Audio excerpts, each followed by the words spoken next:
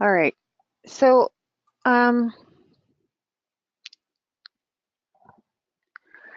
just want to talk a little bit about CMHC's First Nations housing programs and how they can fit into energy efficiency. At CMHC, we provide financial assistance to repair, renovate, and build homes. So our goal is to support the needs of the communities in BC. CMHC has portfolios all across Canada, and so we offer annual funding, and the investments that we provide are for new and rehabilitation homes, renovations, and we also provide skills.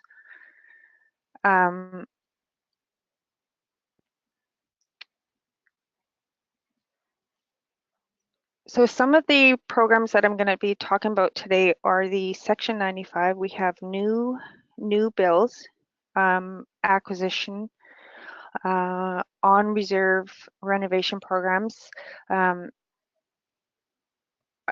tend to use there's a lot of acronyms that we use to talk about our programs. So forgive me if I use these acronyms. The renovation programs that we have are RAP, the HASI, the ERP, and the retrofits. And I'll also be talking about some of the toolkits that we have at CMHC on our website. So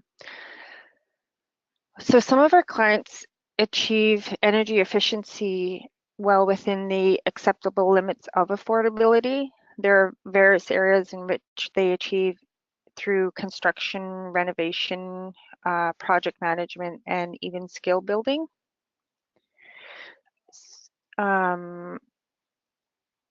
So moving on to the Section 95. Section 95 comes from the National Housing Act, and what we do is we provide direct loans, and we provide a subsidy for new homes and acquisitional homes. So this program will assist the First Nations in the construction, the purchase and acquisition, and the administration of suitable, adequate, and affordable rental housing on reserve. We provide a subsidy to the project that provides nations with its financing and operations. The acquisition part is nations purchase existing houses with or without subsequent rehabilitation or the conversion of an existing building. Existing units include homes that are on the First Nations housing or units that were acquired off, such as a trailer, and then they move them onto the reserve. This program does exclude units that have currently are existing under our Section 95 program. CMHC provides direct loans to build these homes and to finance them for the social housing projects. A lot of our financial rates are very low. Within the Section 95, we set out an operating agreement that it sets out the terms and the operational conditions of the loan for the duration of the loan. There's a subsidy, a monthly subsidy that's provided to the First Nations after the project is completed and built and the tenants are living in the home. We provide a subsidy for the duration of the loan, the amortization loan. So when the nation builds or decides to build, and we look at within the application stage, where energy efficiency comes in is looking at the nations that will have, before they come to the table to do the application, they'll look at the low maintenance and energy efficiency perspective, looking at the long-term durability of the homes, the size, the design, and the service. These projects must be on reserve, and because they are social housing, we like to look at the best buy principles and to be modest in design. but also to be innovative in some of the construction materials that they use, the system or techniques, as long as they're within their cost, they can show a cost savings. What we're noticing is clients are becoming more aware of the building sciences and incorporating kind of like the balanced approach to energy efficiency when building. So they analyze the whole building design and the construction process that ranges from the location of their homes, the indoor environment, the space used, the insulation quality, southern or northern facing buildings, the windows, the appliances that they purchase. They also look at the foundations and even the heating systems that they use and build within these programs. In the application, one of the things that we keep in mind when we're looking and building from the Section 95 is the maximum unit pricing. The maximum unit pricing is the capital cost for pricing for units within a specified bedroom count. And from this slide, you can see there's the basement units, the detached with the basement in the Lower Mainland, the Vancouver Islands, Southern Interior, Northern BC, and the numbers 1, 2, 3, 4, 5, 6 refer to the number of bedrooms. And so these costs, there are different costs for a basement, non-basement, a detached, a row, semi-detached, an apartment. And again, all these numbers range based from rural communities, urban communities, remote communities, and special access communities. So for example, we can have a rural community in the Lower Mainland, one bedroom detachment with basement will be the maximum unit pricing for that would be 193,000, whereas a special access community in the Lower Mainland with the one bedroom detached with basement is 270,000. So that's a substantial difference based on the location of the home. What we're finding is the nations are achieving energy efficiency at cost well within the acceptable limits of these maximum unit pricings. So last year, Yale First Nations had built the sixplex that had the 2-bedroom units, and they met the high energy efficient passive home standards. So this project was approved by CMHC, and they took advantage of the Section 95 program. And so that was a success story for us, being they were tiny homes and they did utilize the Section 95 program. For the on-reserve renovation programs that we have, so we have one of them is the retrofit, and this retrofit came out of our social infrastructure funding that was given to us for 2 years, 2015, 2016, 2017 and 2018. So this retrofit contributed it's $60,000, and this program is for active Section 95 units. So any First Nation that has CMHC homes that are active and they're paying a mortgage on it, they can utilize this retrofit contribution up to $60,000. There must be a demonstrated need for the replacement. And so what we had noticed was the nations were replacing roofs, a better quality insulation. They were using the program for windows, qualifying items, heating systems. They were addressing overcrowding issues. They were changing right from shower heads to pumps to water heaters. So the objective of the renovation program was to extend the useful life of the buildings and to be energy efficient. So attention, of course, was directed towards during construction.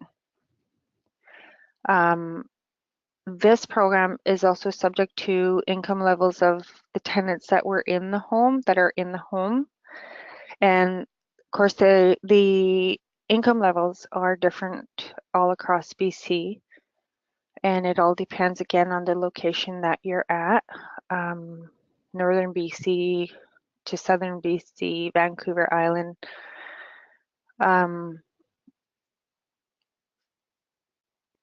One of the things I wanted to point out was that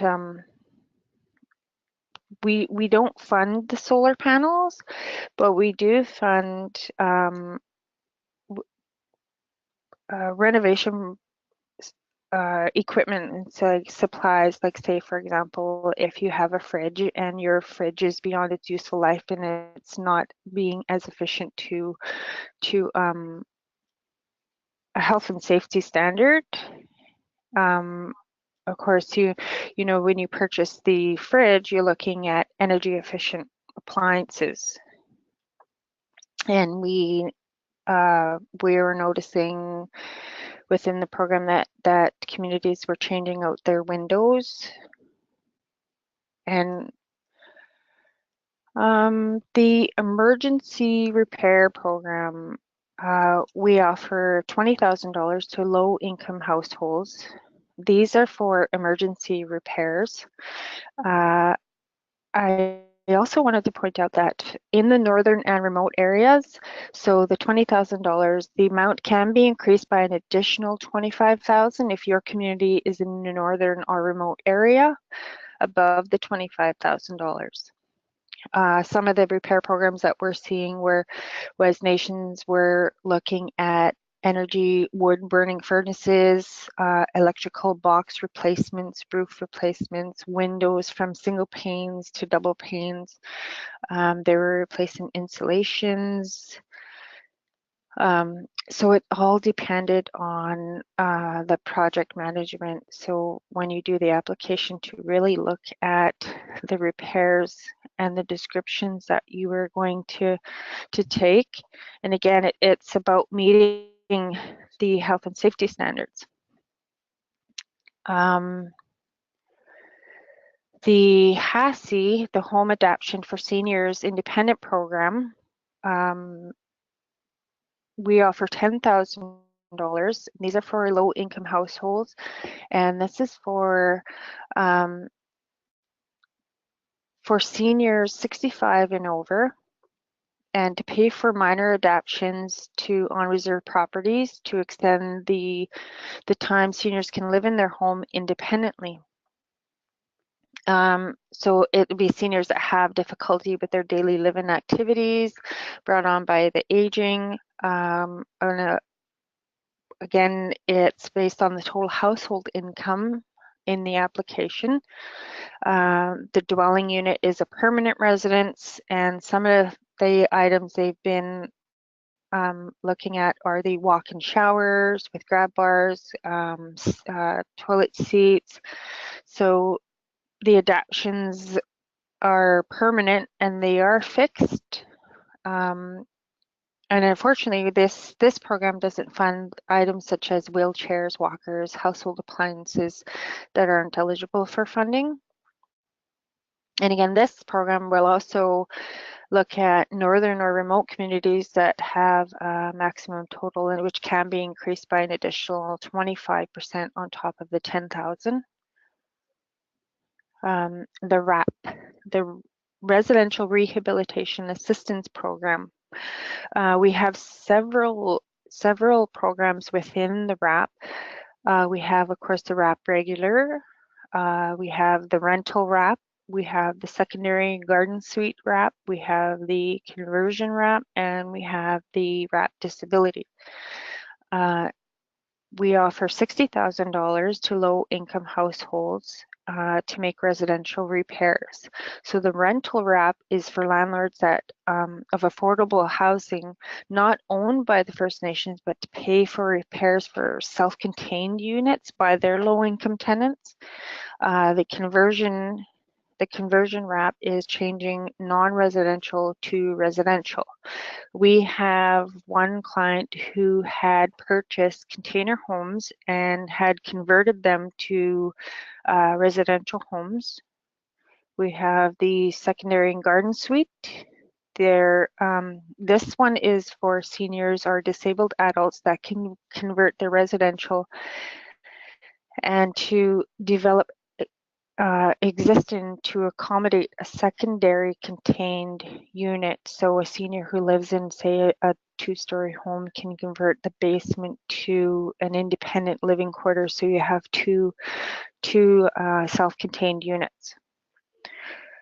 We have the REP disability, which is modify units intended for persons with disability. We look at changing within these RAP programs the structural, the electrical, the plumbing, the heating, fire safety standards, and overcrowding.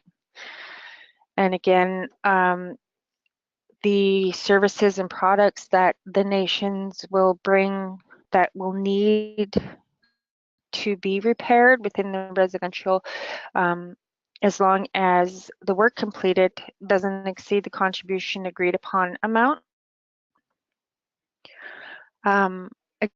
Again, this one also provides the increase over and above the 60,000, 25% for those northern and remote areas.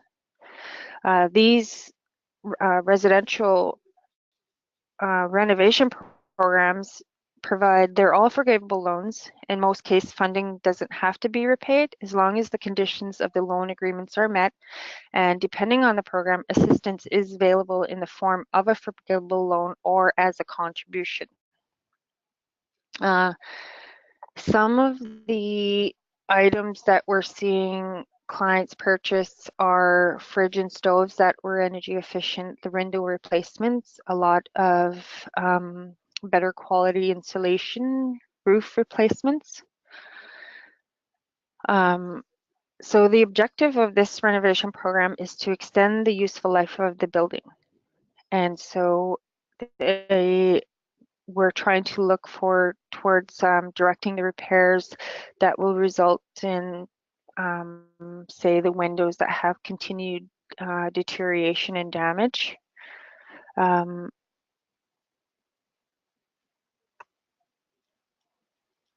I think we had funded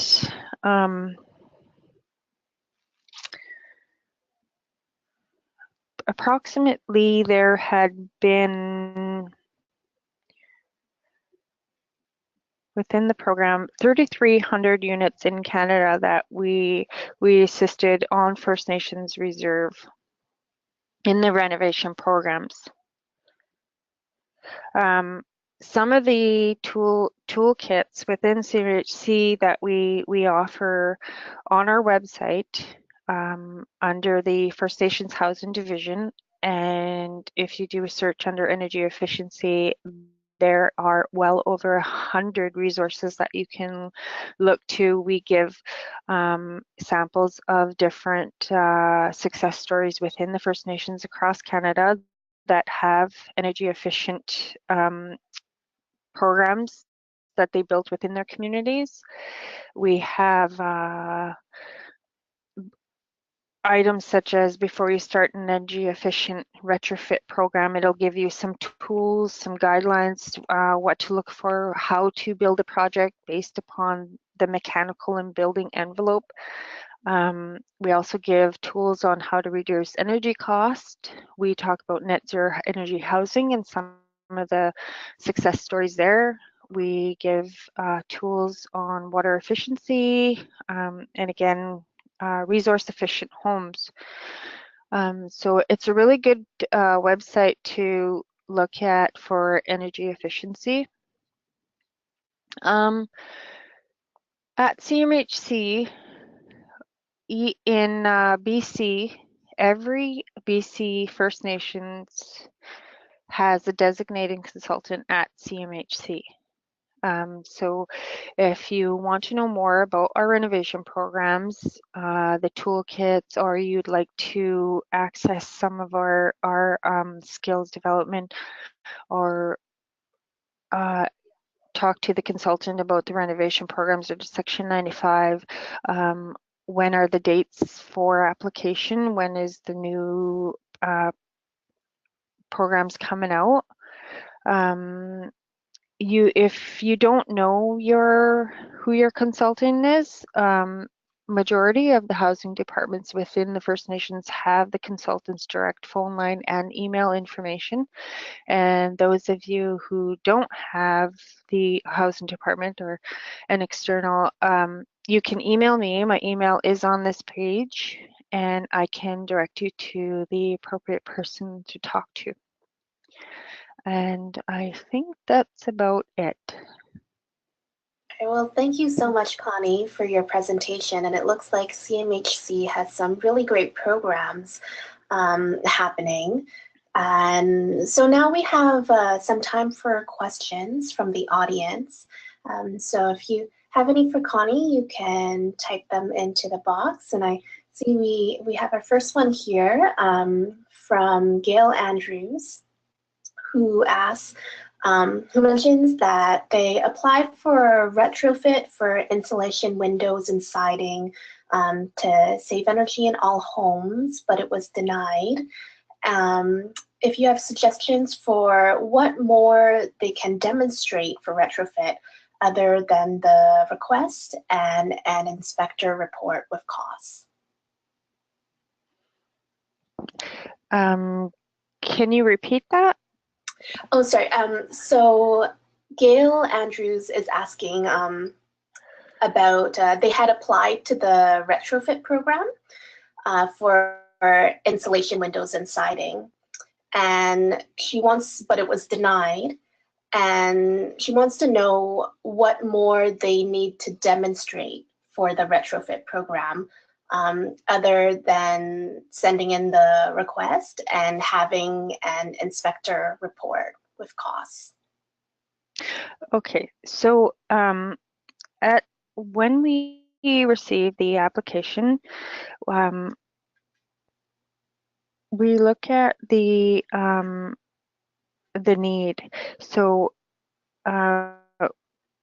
to really have a good communication with your consultant, because I'm not quite sure why the denial was, but it could be general or specific. Some of we have tools on residential rehabilitation to the RAP program and the retrofit, and what are the eligible repairs. And we have handbooks that will help the nations to fill out the requirements for the application and what we're looking for. So it really needs to show a demonstrated need for the items. And again, I'm not quite sure what the specific reason could have been, but just get in contact with your consultant and have the discussion, and that's what we're here for. We're here to help you complete your application and work you through the process from application to completion of the program and getting the funds. Thanks, Connie. A second question here from Jamie Pond. When is the call out date for applications? So the call out date is normally around April or May is when we do the call out for the renovation and Section 95 programs. Again, call your consultant and they can better provide you with, the consultant should be meeting with the First Nations to discuss the needs and prepare them for the application. So one of the things that we try to encourage First Nations before the call out comes out is to prepare your maintenance and renovation plans and have that plan established with your consultant. Thanks, Connie. And a question about so for the retrofit program and the residential rehabilitation assistance program, I noticed that they both cover some similar like windows and doors and roofing replacements. So I wanted to ask about the main difference between these two programs. So the main difference is the retrofit. So our renovation programs are they can focus on First Nations owned homes, or they can you can access through occupant owned. So the tenants own the home and they've paid the mortgage off and they own that home. The difference between the two is retrofit is for Section 95 homes, which is a CMHC active home. They either have a direct loan mortgage on that house with CMHC, or they're receiving a subsidy for those homes. The RAP program can be for First Nations owned homes, so they don't receive a subsidy from CMHC, but they have a mortgage with the bank, or it could be occupant owned. Mind you, the occupant owned applications, we will work with the First Nations Housing Department for those occupant owned homes. All right, thanks for that clarification. So I think we have time for one more question from Helen Hansen, who mentioned that they were also denied the retrofit funding due to other First Nations who had more priority needs. So it was suggested to them to go to the replacement reserve for the renovations, and she wants to know if this is correct. Yes, yeah. There was, when we had started the retrofit initiative, there was a demonstrated need of $25 million in applications that came through for this program. And so what we're trying to encourage the nations to do and to work with them is they have a replacement reserve fund. And this, of course, is in the operating agreement when they do the Section 95. That is something that we work with the nations. Of course, the replacement reserve is replacing capital items that have been beyond their useful life. So if you have a furnace that that quit working and the home can no longer be heated, or it just isn't working to create a safe home for the tenants, we ask them to use that. That's what the replacement reserve fund is for these active CMHC homes. All right. Well, thank you so much, Connie, for your presentation. And we'll have a little bit of time at the very end of the webinar for some remaining wrap-up questions. And at this point, I'm going to move over to Amy Seabrook and Carol Suhan. So thank you, Connie, very much for your time.